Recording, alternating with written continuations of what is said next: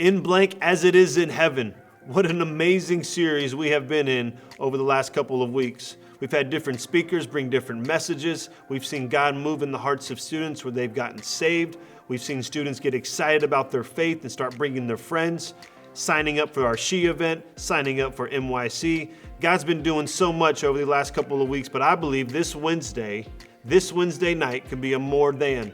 And what I mean by that is a more than Wednesday night is that the fact that God wants to do more than we can ask or even imagine. I believe He's just begun of what He desires to do this year in our students.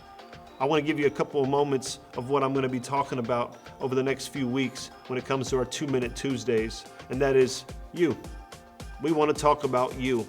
Why? Because I believe if you are growing in your spiritual walk, you are growing in your leadership, that will overflow into our ministry because you are the one that helps Epik to be a safe place where every teenager knows they belong, where they can discover the unconditional love of God and they can experience a personal life transformation with God because of you.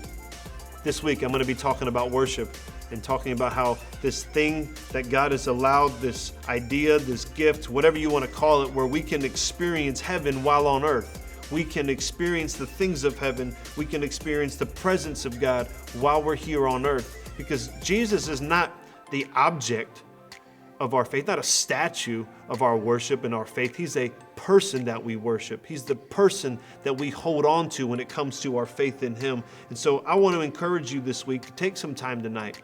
Take some time tomorrow morning, tomorrow afternoon, and spend some time in worship and worshiping God, because I believe as you worship God, that what will happen here on Wednesday night will be an overflow of what God is doing in your worship experience right here on our Wednesday night experience.